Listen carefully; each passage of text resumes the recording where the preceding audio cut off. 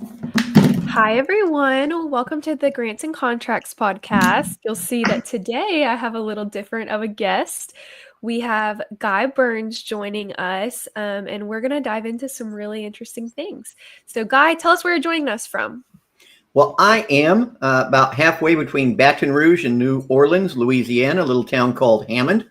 And we love it down here in the South. And we're excited to be on the show today.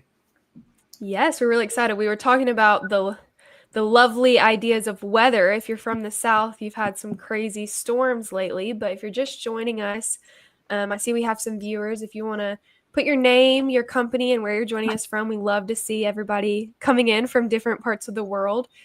Abe is out today, so I called my friend Guy. He's an amazing teacher. I've got to teach learn from him on one of our courses. He was my teacher, so I said, Guy, I need you to come help teach this because you are one of the best. And he said, okay, let's do it. Let's do it. Yes. So, Guy, tell us a little bit about, how did you get into government contracting? A little bit of your background. Absolutely. Thanks, Lainey. So in 2015, I've been a professional speaker now since 23, doing leadership training, communications, customer service, things like that. And in 2015, I spoke at a conference, and a lady came up to me after the conference and said, would you be interested in training government employees? I said, well, they take enough of my money. I'd love to get some of it back. So she said, well, I'm a woman-owned small business. I win government contracts, but there's no way I can do all the training.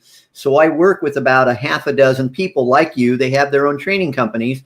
And when I win contracts, if your schedule is open and we have a class, maybe we can work together. So I did that for a couple of years and noticed she was getting busier and busier.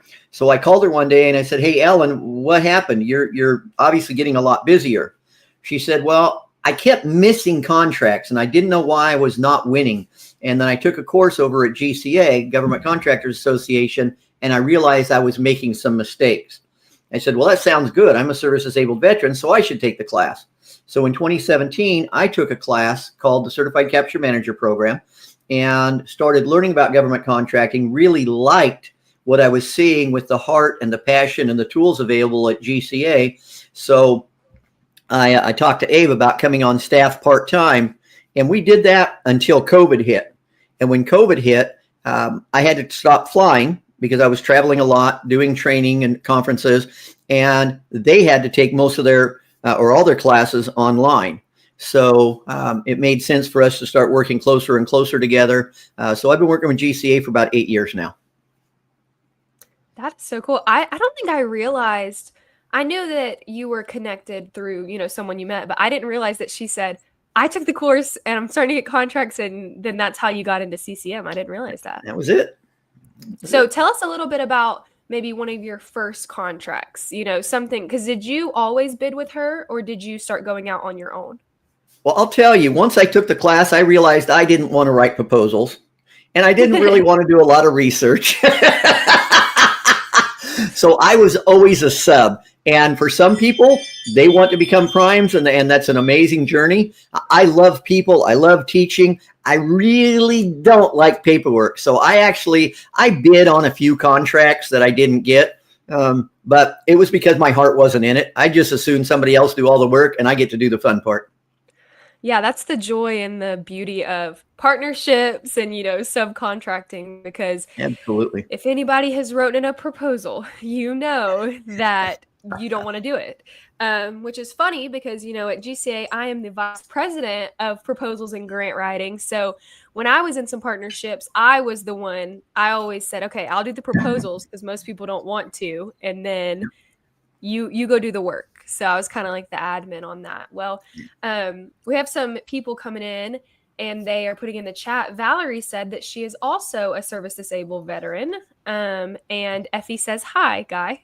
Hey, Effie. Yeah, we used to live when Effie took the CCM class, we only lived about 10, 15 miles apart, maybe 20 miles apart. But now I live in Louisiana. She's still in the Vegas area. But yeah, Effie took our CCM class a few years ago and did very, very well. Yeah, she was actually in my cohort. So Yeah. we took it together. Before we dive into marketing in the fourth quarter, that's what we're here to talk about. I know that's what everybody is excited. Oh, Nadia just said that she is a fellow Louisianan as well as you. Let's talk about CCM. So when is our next CCM start? It's going to start soon, correct? It is. We're about a month out now. So if any of you are interested, we'll be putting my calendar link available to you if you have questions on it.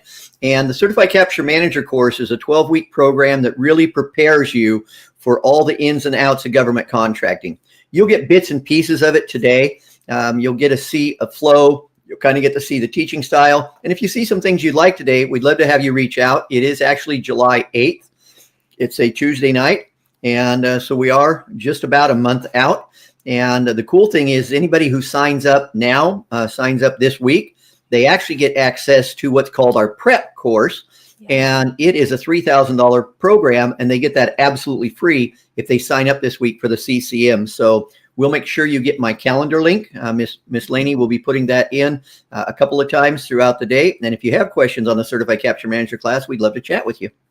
Yes, and I'll kind of just for those joining, if you haven't heard my story, the cool thing about CCM is it's for all levels. So, Guy was already doing contracts and he came in to do CCM, but in my background, I wanted to get into government contracting, but I didn't know anything. So CCM was my first kind of dip in the water of government contracting, but it's for everyone. So you can already have businesses doing contracts, or you could be like me and just you want to get into the world and you don't know how. It is an amazing course. It's 12 weeks and the amount of information you get is just insane. I have now probably sat through, including my course, maybe 5 of CCMs, and I learn something new every single time I sit through it. I mean, I feel like every single week I learn something new just because your brain can't absorb it all at one time. You got to listen to it multiple times. But I also I'm one of the teachers. So you will see me one week. I get the honor to teach alongside Guy. So yeah, Guy, let's dive in to fourth quarter marketing. And absolutely. So let's call up our slides. So we are looking at fourth quarter marketing. And the interesting thing that's happening right now is some of you may have heard, maybe not, I don't know, but some of you may have heard we had an election and there's a new president. Maybe you heard that? Well, a few things have changed in government contracting in the last 6 months. And so the reality is many contracting officers were frozen into inaction. They were doing the absolute minimum they had to do. Contracts, the RFPs that were already out, things that were already committed, they've been following through, but they were really hesitant for several months to do anything. And so we're now coming up on fourth quarter. Obviously, July, August, September is Q4. And every year, the government spends more in Q4 than any other time of the year. The biggest reason being is they get X amount of budget every year. And part of it is committed, and then part of it is set aside for emergencies or for things that they need. So they don't commit all of their resources. But when they're coming up to fourth quarter, they know if they don't spend all the money, then they're going to lose it. Their budget will go down next year. Nobody ever wants that. And here's an example, real world, of some of the things that frustrate me in the government space. In 1982, most of you on the call probably weren't born then. In 1982, I was in the Navy. And my ship was out at sea, so I was temporarily assigned to the naval base in Pearl Harbor where my ship was. And we were told that the government was going to be buying a bunch of new dressers for our barracks. So we had to take the old dressers out because they were starting to break down, and we were getting all new dressers in the barracks. So I wasn't living in the barracks. I was married at the time. So we started taking these dressers out and smashing them up, putting them in a dumpster so that we could have the new dressers shipped in. Well, I'm looking at these dressers, and they're in pretty dang good shape. And we were early married. I was 21, 22 years old, and my wife was pregnant. We thought, well, we want a couple kids. We're going to need a couple dressers. And we had one kind of rickety one, so I brought it to the base, smashed it up, and took a couple of the ones from the barracks that were supposed to go in the dumpster. They were in such bad shape that I still have one of them, and I still use it. That is 43 years ago. This dresser was in such bad shape that the Navy was throwing it into the dumpster so they could get new ones. I've moved 15 times since I got that dresser. You know how hard moves are. So the government needs to spend money or they're going to not get their budget. So realize that fourth quarter is always a big time. This fourth quarter is probably going to be the largest fourth quarter ever because contracting officers were frozen. So a whole bunch of stuff is going to happen in the next 90 days. So you are in the right place at the right time. So let's look at some of the thought processes of what's going to be going on. So the biggest thing what's that? Sorry, I want to kind of do a little bit of clarification. So the government works on a fiscal year. So, when I think fourth quarter, I'm thinking October, November, December. That's not their fourth quarter. Their fourth quarter is coming up. Correct, Guy? Yeah, that's brilliant. Every agency or every type of government contracting is different. So federal is all September 30th is the end of their fiscal year. And then October 1st begins a new year. Most states work on July 1st to June 30th. So their fourth quarter is a little bit different. So that's a brilliant point. For those of you a little bit newer to contracting may not realize that fourth quarter is July, August, September. So brilliant point. Thank you, Ms. Laney. So where are you fishing? So it's going to be important. Some of you have been in contracting for a while and you're looking for some tips. Some of you might be a little bit newer. So we're going to talk about something called a Dream 100. And we want to fish where the fish are. So this is a picture of one of Abe's fishing trips. He's our founder, our president, our guiding light. And this is one of his fishing trips. And he was telling me about a different story, though, where he went out fishing on a contest. And you paid like $25 or $30, something for the fishing contest. And him and a couple of his brothers went out. And what they had done is they had tagged some fish. And they put like $10, $20, $50. They put tags on the fish. And if you caught that fish with the tag, you could turn it in and get cash for it. Wow. Well, he and his two brothers caught like 1 or 2 fish with tags on them. They didn't get their money back. But this other guy came in with like 10 or 12 fish, and all of them had tags on them. And they went up to him and said, "Oh, how'd you do that?" He said, "Well, I have this routine when I fish. I go out really early in the morning, about 4:30, 5 o'clock. I go out to where I'm going to be fishing that day. I drive around or I park and I walk around and I get the lay of the land. I see if there are any trees in the water. Maybe a fish would be hiding under there. And I just kind of, get in commune with the lake and just relax and focus on my day." He said, "Well, I came out here about 4:30 and I saw a fisheries truck dumping fish in the lake. So I fished there." So this is not that fishing trip. This is just a trip where Abe was successful. But fish where the fish are. So we're going to talk about how do you find contracting officers? How do you find opportunities to start talking about the fourth quarter? So make sure you're fishing where the fish are.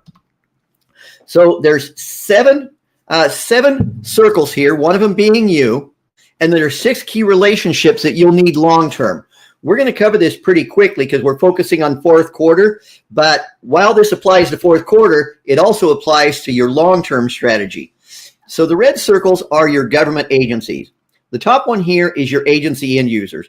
These people need your products or services.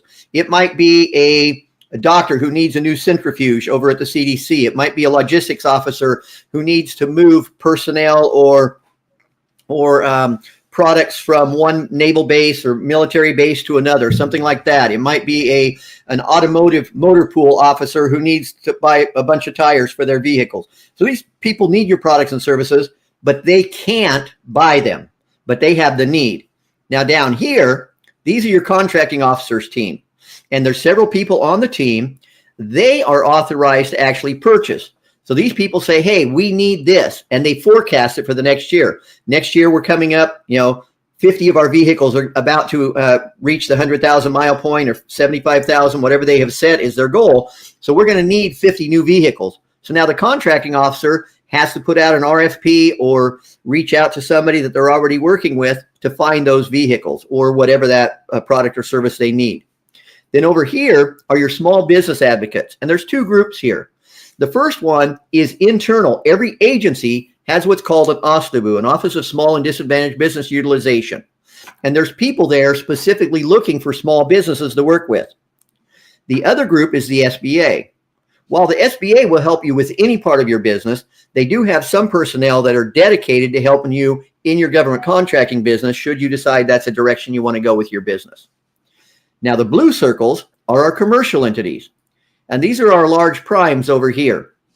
They're required when a large prime gets a contract over $750,000, they have to give 35% of those contracting dollars to you or somebody your size, a small business. So you want to start learning how to build those relationships because they're going to be looking for you. In fact, I've got a really cool spreadsheet you're going to get today it's got 18,000 rows, and these are large primes looking for small businesses like yours. That's going to be one of our bonuses today. Lainey didn't even know that one. Over here is our small businesses. Like Lainey and I were saying earlier, if Lainey and I were to partner up, I would be doing the sales, I would be doing the relationship building, she would be doing the proposal writing, and we might find an opportunity to work together. You're going to need other people. About 70% of all government contracts, at least at the federal level, take more than one contractor because the government likes to put out contracts that require a lot done. And sometimes small business can't do all of it. So you might partner with somebody because of their designation. You know, we've got a few service-disabled veterans. So thank you for your service. Oops, that was not what I wanted to do. We've got a few service-disabled veterans on the call today. So I want to thank you for your service. For those of you who are veterans, especially if you're service-disabled, you went through some things. So appreciate that. Maybe you see an opportunity that's perfect, but it's an SDVOSB set-aside. Or maybe you see an opportunity that's 8A, but you're not 8A qualified. So you're going to partner for a lot of different reasons. And then the last one here. Yes, go ahead, Lainey. I want to kind of give a plug too, because we have something, we do it once a month. It's on Tuesdays, and it's called Teaming Tuesday. And what it is we had this idea of kind of like speed dating, of let's find partnerships, you know, and like Guy was saying, maybe if we partnered, he is a service-disabled veteran, but I'm a woman-owned small business. So that's a double, you know, certification that we would have with any contracts we're going with. And yeah, we do that Teaming Tuesday. I'll put the link in the chat if anybody's interested on our next one, but that's great to try to find, maybe you have a opportunity that you're looking for a partner. Maybe you need some type of certification, or maybe you have the certification and you're just looking for an opportunity that you can use your certification to. So I'll put that in the chat and make sure to check that out. Perfect, Miss Lainey. And maybe maybe it's sooner than our next Teaming Tuesday. We have a link in our community where you can click and say, I'm looking for teaming members. Yeah. So we literally think of LinkedIn for the government contracting space. That's what we have in our community, and you'll have a chance to see that here in just a little bit. You'll get to see our community. And the bottom circle here is our internal department. These are people you're going to need on your team. You're going to need researchers, proposal writers, capture managers, and these are all people that you need to think about as I grow. When am I going to plug these people in? So Dream 100. This is a document that we will get you, and I'll go ahead and put this one in the chat, Miss Lainey. I've got it handy here. And this is a filled out example. You can just go in here and delete all of these. This is just a sample, so you'll see what it's like. You can go and delete all of this information and put your own information in here. Dream 100 has the most important people to you that you'll need in the government space. And we'll go through what each of these, the agencies, the COs, KOs, the teaming partners, we'll go through this so that you have the opportunity to learn what each of these is for you. And I know we've talked about CCM, you know, we don't want to beat it, but this is something that you get to do in one of the classes in the lab. So it's great. The course kind of walks you through all the steps, and it's not overwhelming. You know, it's laid out very step by step, so you know what to do. Because I remember pulling up Dream 100 and, you know, all this stuff, and I'm like, oh gosh, like I don't even know where to start. But you do know where to start because you're led through it. Absolutely. It can be a little bit overwhelming. All right. So some of the people you're going to want to contact in the fourth quarter and throughout the year. Your OSTBU stands for Office of Small and Disadvantaged Business Utilization. Every agency has one because they have a set-aside goal. Every agency is required by the FAR to give about 23% of their contracting dollars to small businesses. Some agency it's actually higher, some it's a little bit lower, but on average across the government, it's about 23%. So they have an office specifically set up to help you learn to do business with that agency. Now your SADBUS, your Small and Disadvantaged Business Utilization Specialist, this is a person who actually works in that office. So the office is what you would look for. So Department of Forestry, Department of Treasury, CDC, OSTABU. You would look for the OSTABU, but the person you're going to be actually working with is a utilization specialist. And then your SBA boss stands for Business Opportunity Specialist. So they're actually not your boss. They're actually your kind of servant or employee because they are looking for opportunities for you. So if you're an 8A now, part of your fourth quarter strategy should be to reach out to your SBA boss and say, what contacts do you have? What's going on? You probably are in the midst of the whirlwind that's happening in government contracting. Can we have a conversation and see how you might be able to connect me with the right person?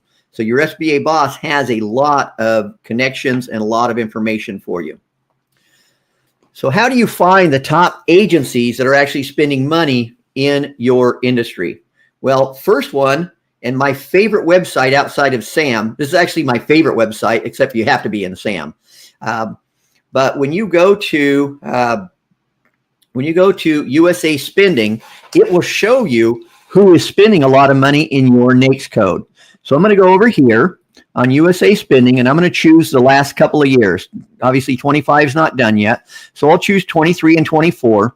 You could leave it blank and it would choose all of them, but it takes a long time. It's a lot of data. Plus, this is more up to date. What are people spending now? Then you can go down here and you can look for different things. My primary NAICS code being a professional speaker and trainer, 611430. So if I put this in here, it will tell me a lot of information. Again, it is the most useful website. Now, just as a side note, this was not built for contractors like us. The second President Bush back in the early 2000s signed a bill saying people should be able to see where their tax dollars are spent. Yeah. So there's about 400 data points that feed in here. How are some of the ways you've used USA Spending, Lainey? Yeah, so me and Abe joke that it's another tool for legal spying. But say you know a company kind of does the same thing as you. You know, they're a manufacturer or something like that. You can actually type the company's name and see what agencies they've worked with, or, you know, what contracts they got. I like that. And then I like also being able to go through and type in the keywords for, if you're looking at a contract, maybe you know somebody's had it in the past, who's had it, you know, how much did they spend on it, that kind of stuff. I like that a lot. I love using USA Spending. Sometimes I just like to use it to be nosy. If I'm just thinking about something and I want to pull it up. And I love showing people this because people don't understand that it's all public knowledge. So anything that is put out, we can see it from the year before. So it's a really good tool when you're kind of in anything in government contracting. Yeah. So again, it was designed for transparency in government spending, but there's a section that's perfect for us. So like Lainey was saying, if you knew of a certain company, if you knew their DUNS or you knew their UEI, you could put it in here, or if you knew their name, and then it'll tell you the number of contracts they've gotten, how big they are, different things like that. So in this case, we suggest you not use awarding agency. We should suggest you use a sub agency, because the DoD is just too big. Okay. Yeah. They spent $884 million in my NAICS code last year, or in the last 2 years. But if you break it down into sub agency, then you'll see the Army spent $361 million. FFA is actually obviously not part of the DoD. They are a large purchaser of training, departmental offices, which makes sense. This is an admin, Department of Navy, Air Force. FEMA did quite a bit of training. So you can start seeing, for me being a service-disabled veteran, I would hone in on the VA because they have a Vets First program. So just realize USA Spending will show you a lot of information, where the money's being spent. And just because it shows there doesn't mean it's actually done there.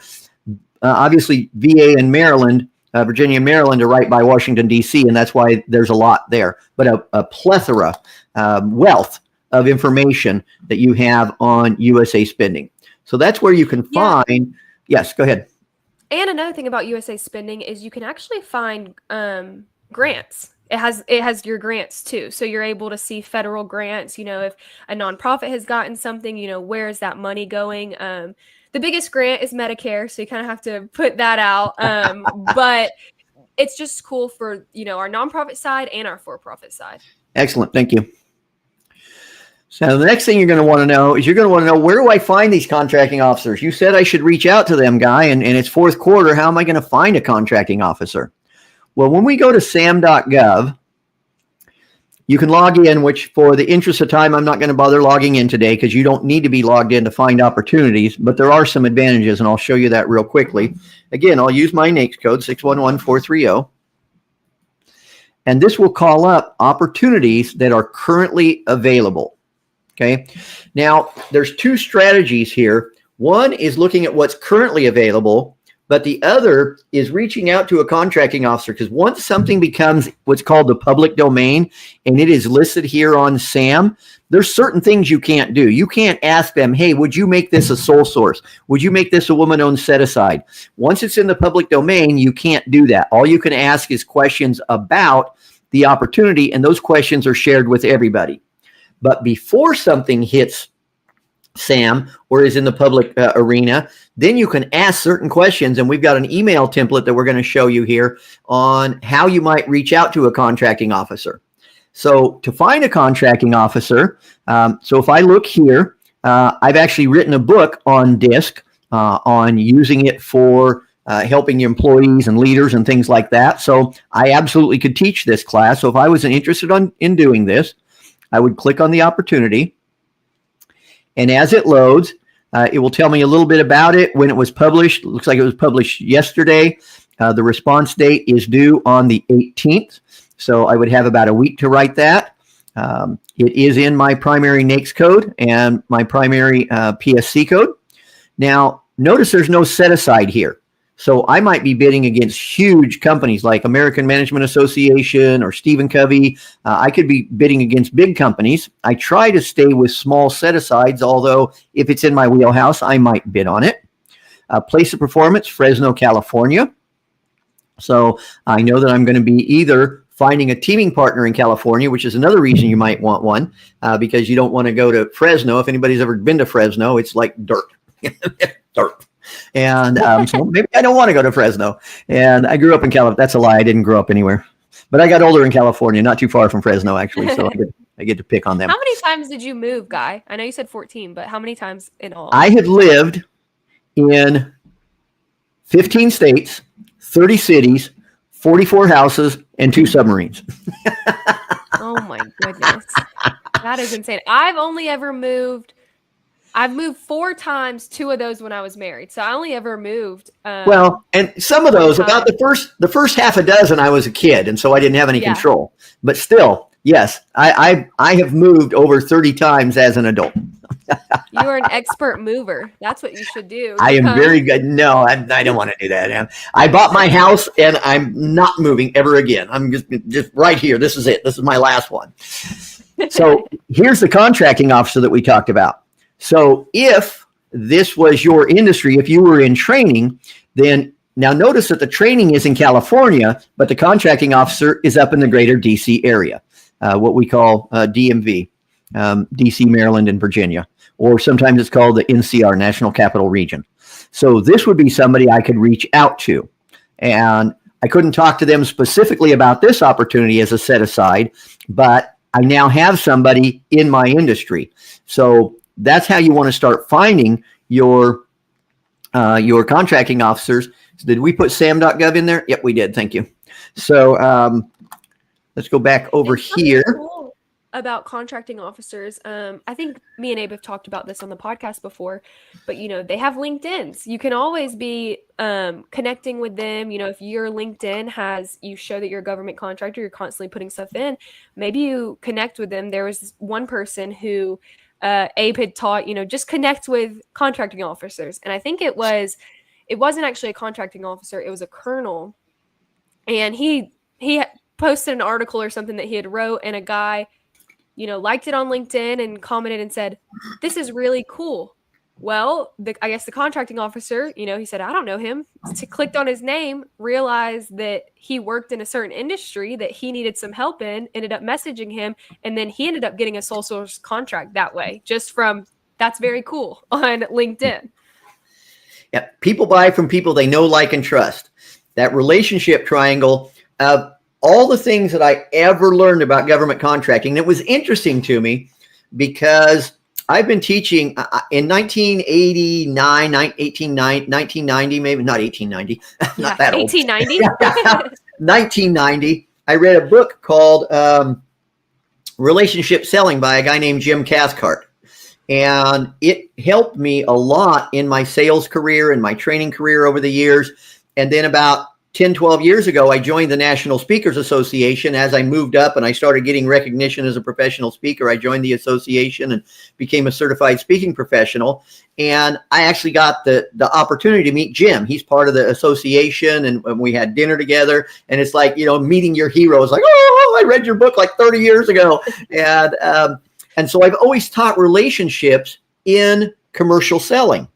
But I thought, how do you build a relationship in the government? Isn't Washington, D.C. just this big, ugly blob of ickiness, and you just send in your proposal and they say no? Isn't that how it works?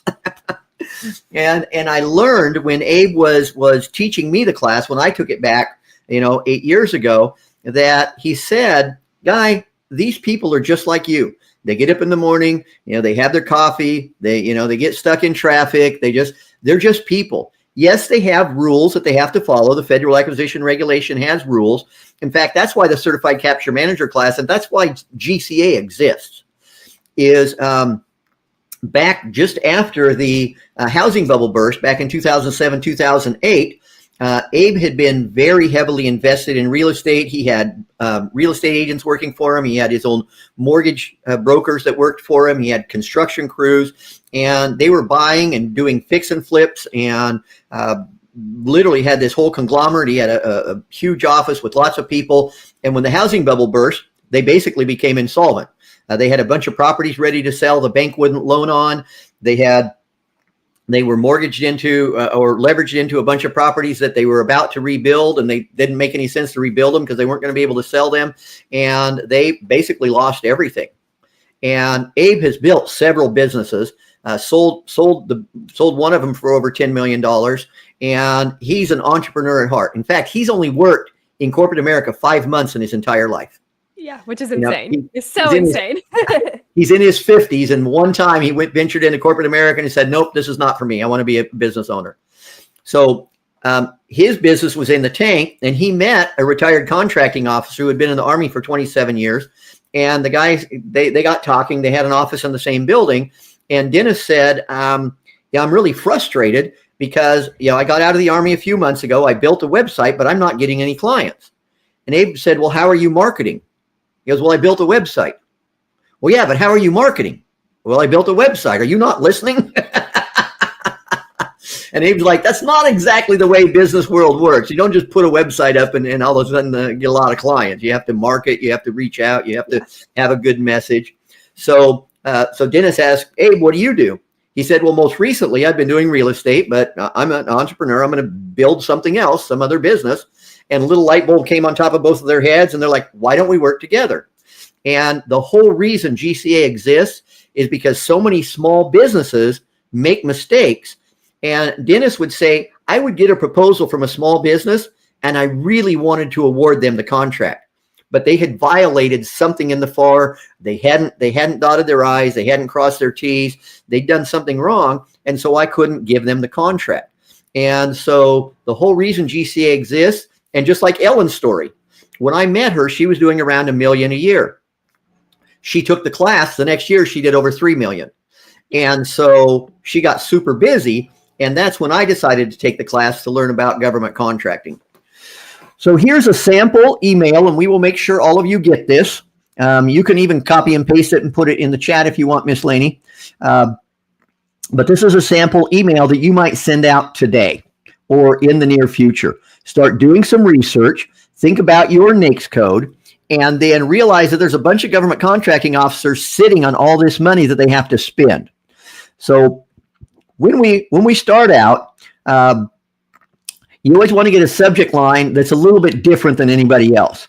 So direct award for your NAICS code. That's something they don't see that often. It's very succinct. Or fiscal year sole source. First name. Some people say, well, shouldn't I say Mr. or Miss? Remember, people buy from people they know, like, and trust. And when you say, dear James, dear David, or hello, David, hello, Laney, there's a different connection. In fact, AT&T proved, it's got to be 30, 40 years ago now, we would rather hear our first name than any other word in the world.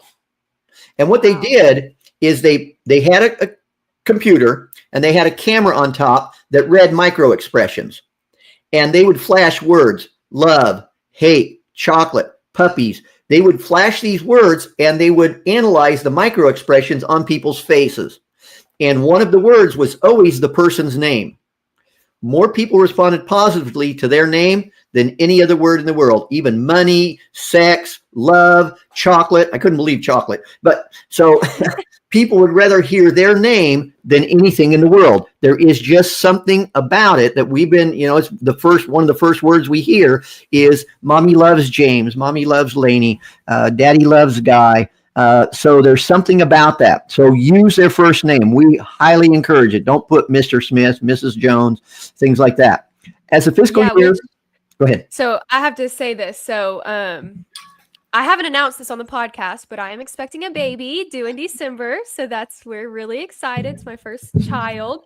But it is so funny because me and my husband do not agree on names. So, we're talking about first names. This child will have this name, obviously, the rest of its life. It's going to hear everything. And it has been a challenge. And, everybody wants to give their opinion of their favorite names. So I think that's funny. I joked with, at our staff meeting, we have something that we teach called Asram Rop CC, which is the goddess of government contracting. I said I was going to name, it's a girl, so I'm going to name her that, but not really. But it's just funny talking about names because that's what my life, me and my husband text all day, sending each other names back and forth, and we don't like the other ones. So yeah, my daughter's name is Cheyenne, and that was months of going back and forth with different names once we knew. In fact, we didn't know. She turns 40 this month, and so we didn't know until she was born. And so she would have been Levi Nicholas if she was a boy, and she is Cheyenne Christine. So we did that same thing. So this is something you might want to write to a contracting officer. As the fiscal year continues to close out, I was wondering if you have any immediate needs for micro purchases, sole source, or simplified acquisitions. And we'll talk about what a simplified acquisition is in SAP here in a few minutes. We can respond very quickly to any of these requirements. We specialize in whatever your industry is. You've already put in your NAICS code, and so you can put some information there. We can work with our SBA boss. If you're an 8A, you're going to have an SBA boss assigned to you already, so you would put that. We would love to solve some of your time-sensitive acquisition needs. Notice it's about them, about them, about them. We don't say, we are a small business and we should get money and you should love us because our dogs love us and our moms love us. No. You have a challenge. It's time-sensitive. We'd like to help you. Every time you write something, always be thinking about them because they get emails every day. Feed me. I want. Do this for me. No, this is you. You've got challenges. How can we help? So whenever you write it from the perspective of the reader.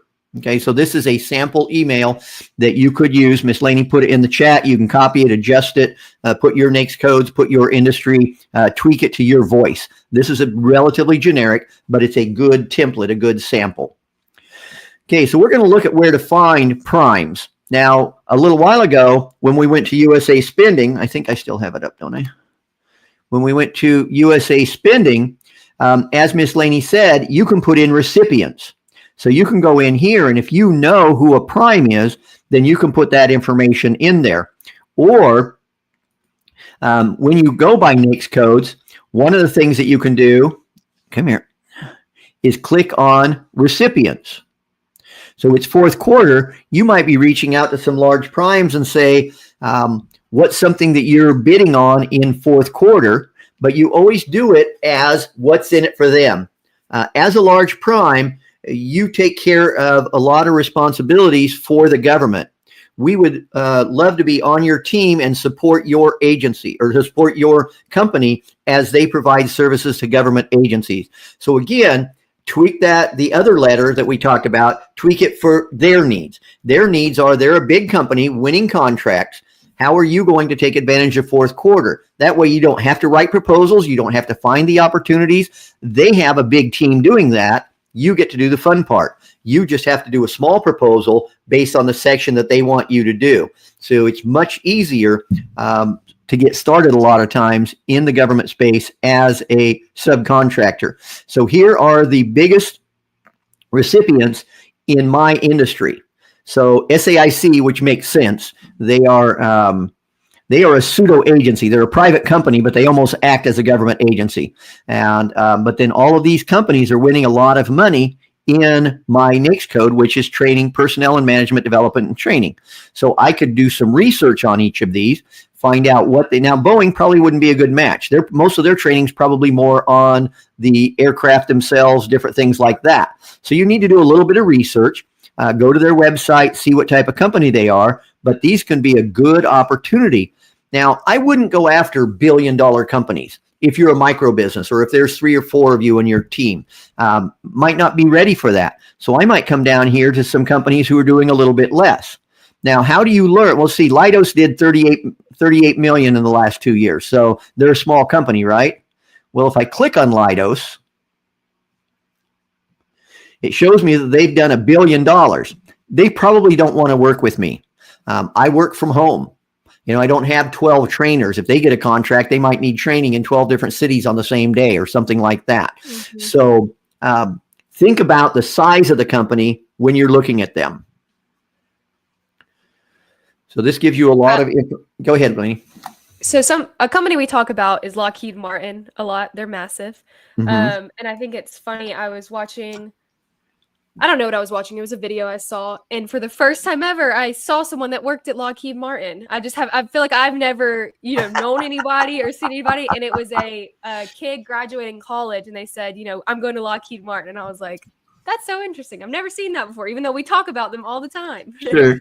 Well, if you go to LinkedIn and put in Lockheed Martin, you'll see thousands of employees. So you can find them. So when you go to fpds.gov, I told you that USA Spending has 400 data points. As far as government contracting, FPDS is the main feed. This is where it gets a lot of its data for the government contracting side. Let's do 541511, which is, oops, fat fingers here. 541511, which is IT services. So if I go in here, it will show me who spends the most money. It will show me what sub-agency within the big agencies, and it will show me what businesses are doing the most. So Northrop Grumman is the #1 IT company this year. Normally it's Lockheed, so it's interesting that Northrop Grumman passed them this year. Booz Allen actually built the SAM website, so they are a huge corporation. So you can see different companies in here. Now, there are some things you can find in FPDS that are a little bit more succinct. About 90% of the time, I prefer USA Spending, but poke around in FPDS. It stands for Federal Procurement Data System. Poke around in FPDS because there's some really good information here too.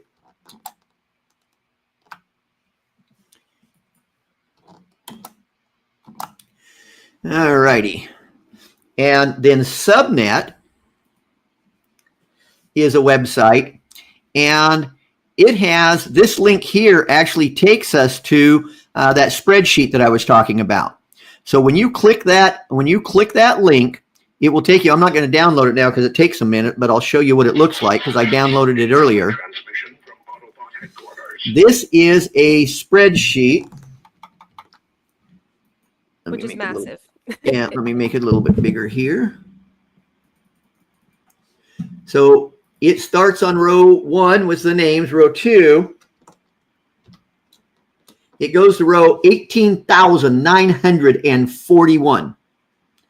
These are all large primes who have won contracts over $750,000, and they have a subcontracting plan. So Miss Laney, you did. Okay, great. So this is a great place for you to go. All you do is you follow the link Miss Laney put in the chat.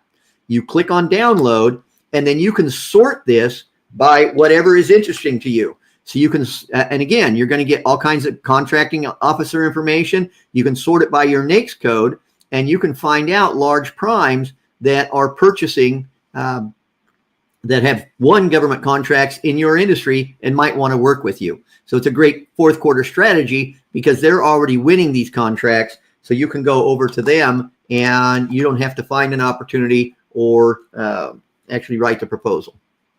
Okay. Now for small teaming partners, DSBS is a great place for you to go.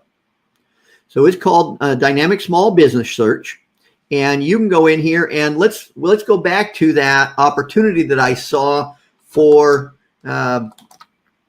training in Fresno. I might come up here and click California and then put in my NAICS code.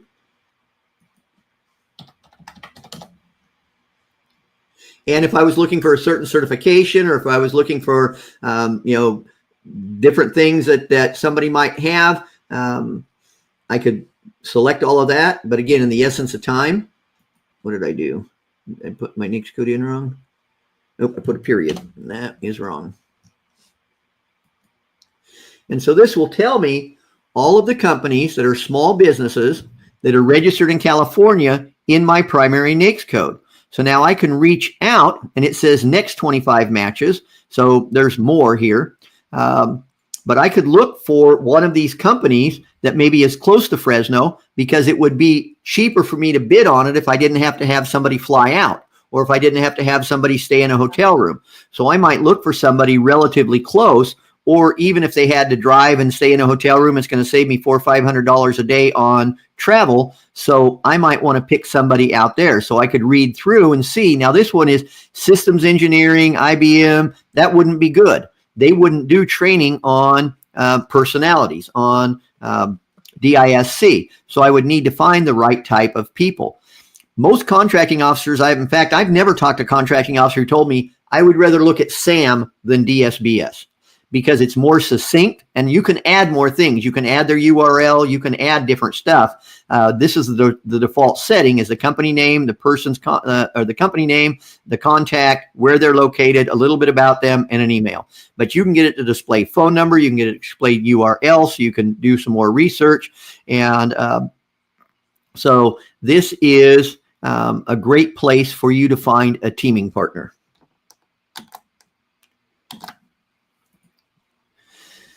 Now, we said that there's small business advocates that will help you. If you want to work with the SBA, then you can come over here, go for local assistance, and they've got resource partners. They have the SBDCs, which are great. You just click on that, and it will ask you what area you're in. If you are a veteran, then you can go to the Veterans Business Outreach. And if you're a woman, you can go to the Women's Business Centers, and they will have a plethora of resource. That's my word for the day. I haven't had in months, and I said it twice today. So that's my word for the day, plethora. And so this is a great place to find some small help, and not a fourth quarter strategy necessarily, but if you're newer, you can sign up for SCORE, which stands for Service Corps Executives, and they can help you with some business ideas, business plans, maybe how to get funding for your business, things like that. So SCORE is a great resource. Yeah, and I've taken many courses from SCORE. I think they have SCORE National, and then I have done some with SCORE Atlanta, and they've always been really helpful and very informational. And normally they're free, so you can just kind of log on to the webinar when they have it. Yeah, a lot of them are free. Every once in a while, it might be $15. They had one on taxes and accounting for your small business. It was $15, but it was brilliant. So yeah, check out SCORE. We talked about OSTABU earlier. So if you're interested in the Department of the Navy or Department of Treasury or whatever it is, you just put Department of Treasury OSTABU, and it will bring up their website. There are local Apex accelerators. You can just Google Apex Accelerator, Georgia, Apex Accelerator, California, wherever you are. And they used to be called PTACs, Procurement Technical Assistance Centers. And they have some free resources that are awesome. And then this is very cool. This is a list, come on, of information for all of the agencies. How do I get a hold of DARPA? How do I get a hold of Air Force District? How do I get a hold of NAVC? How do I get a hold of Office of Fossil Energy and Carbon Management? I didn't even know that was an agency. But if you are in the energy field, then Office of Fossil Energy and Carbon Management might be a good contact for you. So this is a brilliant free document that Miss Laney will put in the chat for you. And it has a lot of value. So we hope that you get good use of that. And then your contracting team. So you're going to want to have a team built around you. As we said early on, a lot of these things you're going to do on your own. You are going to be the head cook and bottle washer. As you start growing, you're going to want a proposal writer. So one of the things you can do is reach out to us. We have a lot of contacts. We've vetted a lot of people, so you don't have to go blind. Just Google, federal contracting proposal writers. You might get some that are good. You might get some that are not so good. We have vetted a lot of people. We have our own internal team, but we also have contacts with other people. Once you get big enough to get a cost estimator, that might be something that you would want to bring on the team. So these are all people that you can bring on part-time as you're growing until you need, because when you first start, you don't need a full-time proposal writer. You're just not big enough to write that many proposals in a month. Okay, so now we're going to go through how are you going to make yourself appealing. We've got about 10 minutes left.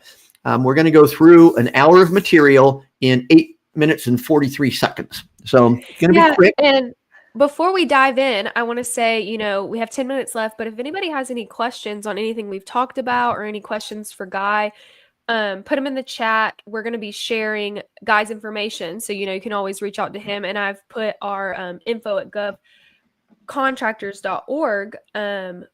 But yeah, so now Valerie says one of the links isn't working, Laney, so we need to follow up on that. Okay. So one of the biggest things to think about, and yeah, please put questions in. One of the biggest things to think about is contracting officers are risk averse. They would rather spend a little bit more money because it's not their money than hire a small business that might fail. So looking risky is really, really dangerous. So we're going to cover the main tools that make you look less risky. One is a quality capability statement. Hopefully you have one of those already. If not, it's something that you really need.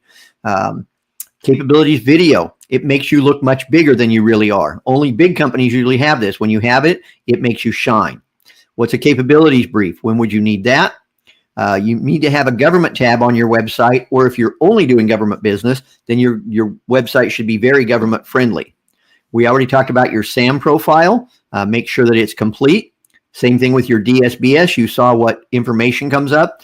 Probably a third of all the people, maybe half of all the companies that I've ever reviewed their DSBS, there was no company narrative. Well, it makes you look second rate. You weren't even interested in filling out your company narrative. Why would somebody hire you? These are the little things that matter. Have a professional email address. Cutie@Hotmail is not a good email to use for sending to a contracting officer, okay? So it should match your URL, your website name. And then it's so easy to get them on Gmail or even now you can do websites on Canva and have domains and everything. I mean, we're talking $20 for the whole year. Yeah, it's very inexpensive. Nobody should be using Yahoo, Gmail. I got an email from somebody with AOL address the other day. I didn't know AOL still existed. I had until a few years ago, mine was bellsouth.net. Yeah. My dad worked for Bell South, so he set us up when we were born emails. That was my email my whole life. And the week of my wedding, it got hacked. So on my honeymoon, I had none of the confirmation because I couldn't get back into my email. So I was calling hotels and I'm like, hey, just making sure we're still good, because I didn't have any emails. Wow. So capability statement. It's a factual representation of who you are. You never lie.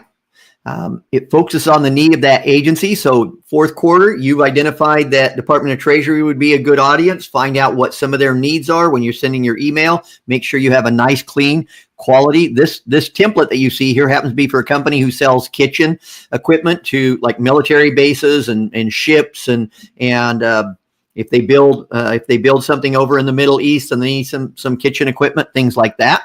So the picture says what they do. A little bit about them. This is a flow that a lot of contracting officers have told us they like. It's quick, it's simple, and they can get in 30 seconds figure out who you are. You want to be solutions oriented, have a short company bio. This is about as long as you ever want. I see people that, try to put 5 paragraphs. They're never going to read it. They're skim reading it. Think about that. It's almost like a resume, and you want to have a specialized one for each agency. You don't want just one. It is a living document, and you update it depending on who you're talking to. Yeah, and I have a question in the chat right quick.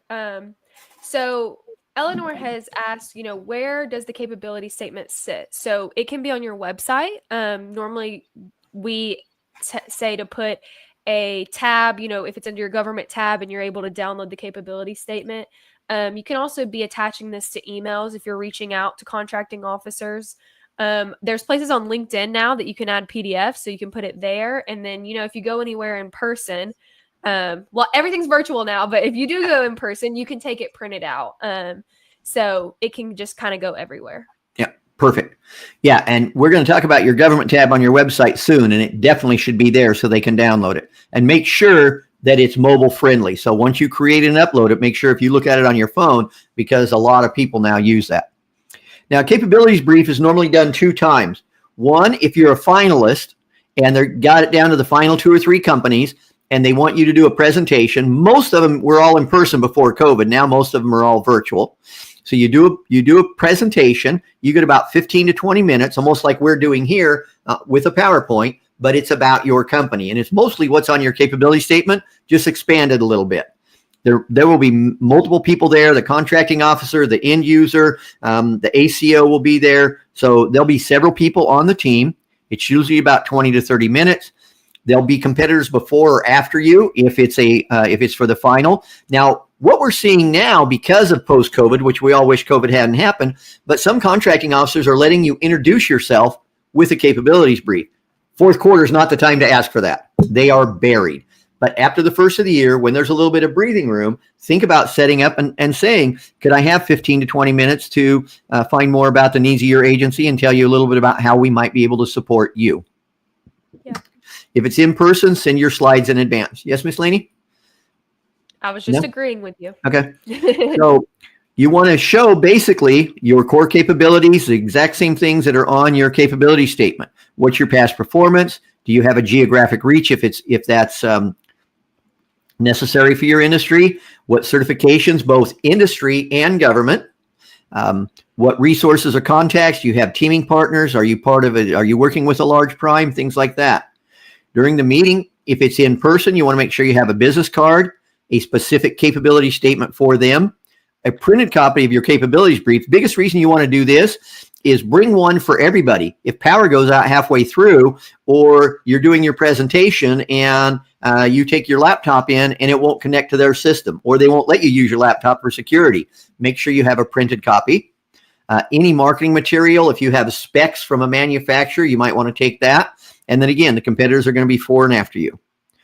Biggest thing you're trying to do is set yourself apart. You want to know the agency, be specific about your skills and your desires, what you're asking for. Leave copies of all your collateral material, follow up, and send a thank you card.